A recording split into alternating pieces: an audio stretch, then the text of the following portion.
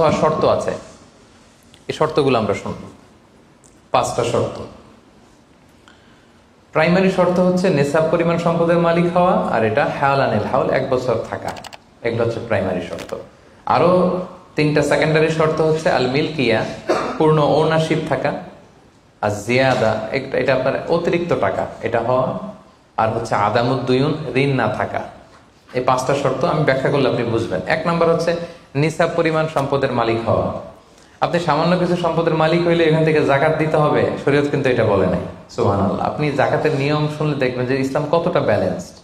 একটা থ্রেশহোল্ড আছে, একটা স্ট্যান্ডার্ড আছে, এই মানে গেলে দিবেন। সেটা কত? সেটা গোল্ড আর সিলভার দিয়ে রাসূল সাল্লাল্লাহু আলাইহি ওয়াসাল্লাম দিয়েছেন, কারণ তখন গোল্ড আর সিলভারের কয়েন ছিল, মুদ্রা ছিল। আগে কিন্তু সোনা আর রূপা দিয়েই মুদ্রা বানানো হতো, পরে এটা পেপার মানি শুরু হয়েছে, কাগজের টাকা। তো একটা হচ্ছে দিনার আর একটা দিরহাম। তো রাসূল সাল্লাল্লাহু আলাইহি ওয়াসাল্লাম যে থ্রেশহোল্ড বেঁধে দিয়েছেন সেটা হচ্ছে 7.5 তোলা স্বর্ণ বা 52.5 তোলা রূপা। আই রিপিট, এটা সবাই জানেন আশা করি, যে 7.5 তোলা স্বর্ণ আর 52.5 তোলা রূপা।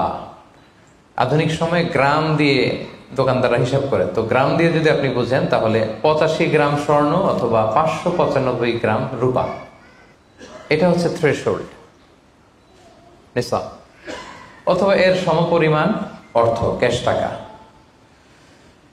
যদি আপনার কাছে থাকে, তাহলে আপনি নিসাবের মালিক হয়েছেন। যেদিন আপনি এই নিসাবের মালিক হবেন ওই দিনটা আপনি ডায়েরিতে টুকে রাখবেন, কারণ এটা যদি 1 বছর আপনার কাছে এরকম থাকে, 1 বছর পরে যে আপনি জাকাত দিবেন, কিভাবে দিবেন আমি সামনে বলবো।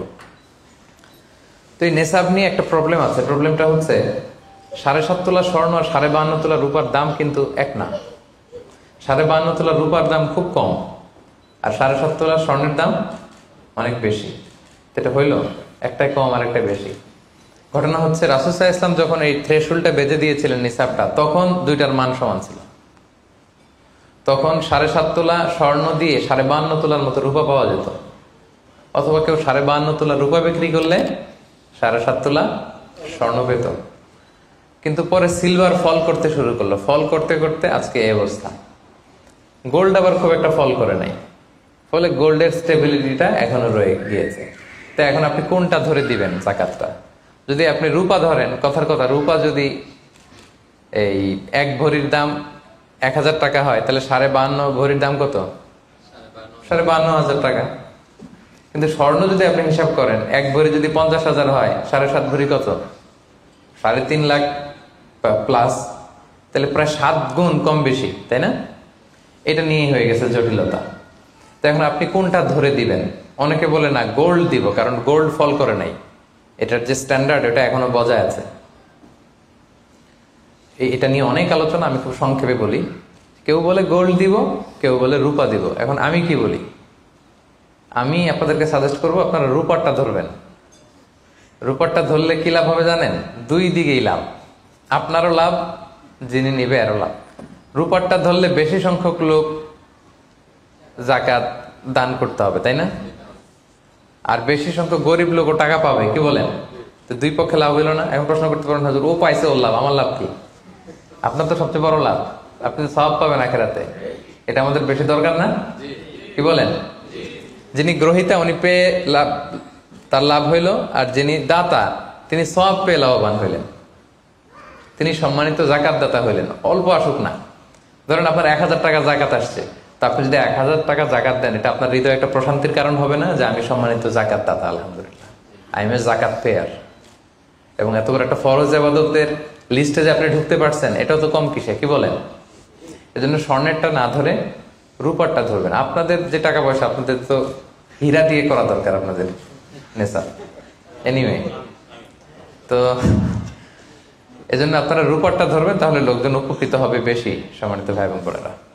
তাহলে 5টা শর্তের প্রথমটা তো বুঝে গেছেন, নিসাব। কি বলেন? নিসাব বুঝে গেছেন না? 2 নম্বর শর্ত হচ্ছে শুধু এই নেসাব পরিমাণ সম্পদের মালিক হইলেই হবে না ভাইরা, এটাকে হাওলানিল হাউল বলে, মানে 1 বছর আপনার কাছে থাকতে হবে। দেখেন ইসলাম কতটা ভারসাম্যপূর্ণ।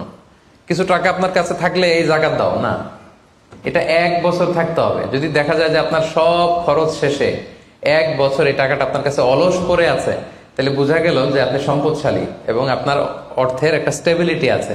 কি বলেন? তাহলে আপনি নেশাব পরিমাণ সম্পদের মালিক হলেন এবং 1 বছর যদি থাকে 1 বছর শেষে আপনি জাকাত দিবেন। এই বছরটা কিন্তু সৌর বছর না, সোলার ইয়ারে হিসাব করলে হবে না, এটা লুনার ইয়ারে, চান্দ্র বছরে। খেয়াল রাখতে হবে সৌর বছর জানুয়ারি ফেব্রুয়ারি মাসের যে হিসাবটা এটা 365 দিনে 1 বছর, কিন্তু যেটা লুনার ইয়ার চন্দ্র বছর এটা কতদিন 1 বছর কে জানে? কেউ জানেন না? 300 হ্যাঁ 354 দিন, রাইট, 354 দিন, সামান্য কিছু সময়। তো 11 দিনের কিন্তু এখানে ডিফারেন্স আছে, 11 দিনের ডিফারেন্স আছে। তো আপনি হিসেব করবেন হচ্ছে চান্দ্র বছর অনুযায়ী, সৌর বছর অনুযায়ী না। তো সৌর বছর অনুযায়ী যদি করেন তাহলে আপনার জাকাত কিন্তু 2.5% থাকবে না। চান্দ্র বছর অনুযায়ী আপনার 2.5%, সৌর বছর করলে ওইটা 2.58% হয়ে যাবে। একটু বাড়বে না? কারণ কতদিন বেশি? 11 দিন বেশি, পার্সেন্টেজও বেড়ে যাবে। তখন কিন্তু জাকাত আপনার 2.5% থাকবে না, 2.58%। বলার আগে বুঝে যায়, কারণ সব ব্যবসায়ী সারাদিন ক্যালকুলেটর নিয়ে কোত্থেকে শিপমেন্ট হইলো, কত মিলিয়ন গেল, কত মিলিয়ন ঢুকলো, সব মুখস্থ, যেন বলার আগে বুঝে ফেলতেছে চটচট করে, মাশাআল্লাহ। তো তখন আর 2.5% হচ্ছে না, 2.58% হচ্ছে। তাহলে সম্মানিত ভাইরা, আপনি ধরেন, উদাহরণস্বরূপ ধরেন যে আপনি গত রমজানের 20 তারিখে সর্বপ্রথম নিসাব পরিমাণ সম্পদের মালিক হয়েছিলেন।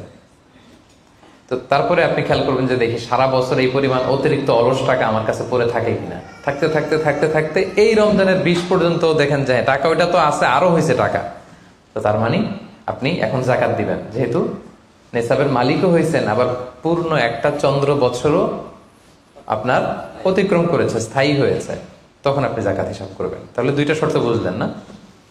3 নাম্বার হচ্ছে ওনারশিপ। আপনার মালিকানা থাকতে হবে, যে সম্পদটা আছে খালি আপনার কাছে টাকা থাকলেই হবে না, এটা কমপ্লিট, আরবিতে তাসাররুফ বলে, কমপ্লিট ওনারশিপ আপনার থাকতে হবে। এখন একজনের আমানতের টাকা আপনার আছে, ওটা আপনি জাকাত দিতে পারবেন? একজন 5 লাখ টাকা আমানত রাখছে, আপনি এটা জাকাত দেওয়া শুরু করছেন, হবে? সেটা তো উনি জাকাত দিবে, এটা তো আপনার আমানতের টাকা, এই টাকা তো আপনার বুঝাই দিতে হবে। তো আমানতের টাকা কিন্তু কমপ্লিট ওনারশিপ আমার থাকে না, এটার হিসাব আমি করবো না। তো এটা বুঝে গেলেন। 4 নাম্বার হচ্ছে এই টাকা আপনার অতিরিক্ত হইতে হবে, আরবিতে বলে জিয়াদা। দেখেন ইসলাম কত সুন্দর। ইসলাম বলে আপনার নিজের পার্সোনাল এক্সপেন্সিস, আপনার লিভিং কস্ট, আপনার সব ধরনের অ্যাকোমোডেশন, আপনার ট্রান্সপোর্টেশন এক্সপেন্সিস, আপনার মেডিকেল এক্সপেন্সিস, আপনার বাচ্চার স্কুলিং, আপনার ইয়ারলি ট্রিপ যদি থাকে, এন্টারটেনমেন্ট, ধরেন বছরে আপনি একবার ফ্যামিলি আউটিং করেন, এই খরচটা, যত খরচ আপনার হতে পারে, এই সব খরচ শেষেও কিছু টাকা আপনার থেকে যায়, ইসলাম বলে ওইটার উপরে জাকাত দিবে। সুবহানাল্লাহ। জিয়াদা, অতিরিক্ত হওয়া শর্ত। আপনার লাগে, যদি আপনার এই টাকা লাগে, ওটা তো আপনি ইউজ করবেন। আপনার টাকার ব্যবহারের জন্য সবচেয়ে বেশি হকদার কে? আপনি নিজে। আপনার সব খরচ আলহামদুলিল্লাহ সুন্দরভাবে চলে, এরপরেও নিসাব পরিমাণ টাকা বছর ব্যাপী যখন আপনার রয়ে গেল, ইসলাম বলে জাস্ট 2.5%। সুবহানাল্লাহ। তাহলে অতিরিক্ত হইতে হবে। সর্বশেষ শর্ত, 5টা শর্তের সর্বশেষ শর্ত হচ্ছে ঋণ থাকতে পারবে না। ঋণ থাকলে ওইটা জাকাত থেকে বাদ যাবে। ধরেন আপনার আছে 5 লক্ষ, কিন্তু আবার ঋণও আছে 5 লক্ষ, কথার কথা, তো এটা তো আপনি আগে ঋণ দিবেন, আপনি তার জাকাত দিতে পারবেন না। এই কথাটা কি বুঝতে পারছেন? আচ্ছা, ঋণ ভাই 3 ধরনের। কয় ধরনের? 3 ধরনের। একটা হচ্ছে আপনার একবারে পরিশোধ করতে হবে, এরকম ঋণ থাকে না, যে আমি মুরাদ ভাইয়ের কাছ থেকে 1 লক্ষ টাকা নিলাম, আজকে আমার জাকাতের হিসাব করার ডেট, তো 1-2 মাসের মধ্যে টাকাটা দিতে হবে। তো তখন এই যে 1 লক্ষ টাকা উনি পাবে, এই টাকাটা আমি বাদ দিব আমার অন্যান্য অ্যাসেট থেকে। বাদ দিয়ে যদি দেখি যে না, তারপরে জাকাত হয় দিব, আর না হলে দিব না, কারণ এটা একবারে দিতে হবে। ওনারা বলছে যে 1 লক্ষ আমি একবারে দিয়ে দিব আপনাকে 1 মাস পরে, এইভাবে ঋণটা নিয়েছিলাম। তাহলে কিছু কিছু ঋণ আছে একবারে পরিশোধযোগ্য, ওকে, এটা জাকাতের ক্যালকুলেশন থেকে বাদ যাবে। কিভাবে বাদ যাবে আমি ক্যালকুলেশন করে দেখাবো।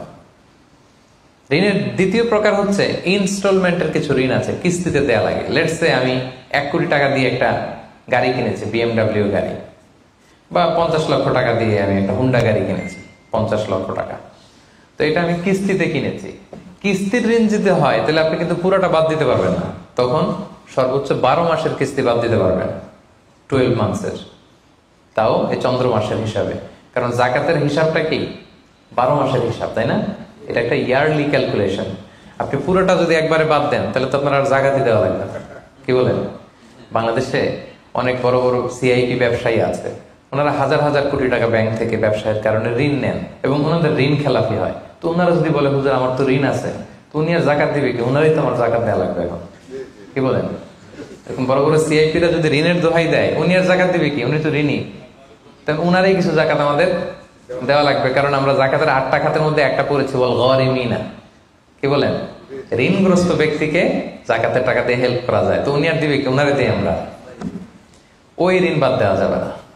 ইনস্টলমেন্টের ঋণ হইলে 12 মাসের, আর ওইরকম ঋণ খেলাপি 1000 কোটি টাকা, এগুলো বাদ দেওয়া যাবে। 3 নাম্বার ঋণ হচ্ছে লাক্সারি পণ্য কিনতে যে ঋণ হয়, এই ঋণ জাকাত থেকে বাদ দেওয়া যাবে না। বিলাসিতামূলক কিছু যদি আপনি কিনেন, আপনি একটা লাম্বরগিনি কিনলেন 10 কোটি টাকা দিয়ে, এটা আপনি জাকাত থেকে বাদ দিতে পারবেন? পারবেন না। তাহলে লাক্সারি আইটেমের যে ঋণ, এটা বাদ দেওয়া যায় না। তাহলে ঋণের ব্যাপারটা পুরোপুরি বুঝে গেছেন না? এই 5টা শর্ত যদি থাকে আপনার মধ্যে পাওয়া যায়, অর্থাৎ আল্লাহ তাআলা আপনাকে একটা নিসাব পরিমাণ সম্পদের মালিক বানিয়েছেন, এটা আল্লাহ তাআলা পুরো 1 বছর আপনার এই পরিমাণ টাকা আপনার মধ্যে স্টেবল ছিল এবং এটার পূর্ণ ওনারশিপ আপনার আছে, এবং এটা আপনার সব খরচের অতিরিক্ত, এবং সবশেষে এটা আপনার ঋণের বাইরে। ওই সম্পদ থেকে আল্লাহ তাআলা আপনাকে জাকাত দিতে বলেছেন। তাহলে জাকাতের শর্ত সবার ক্লিয়ার?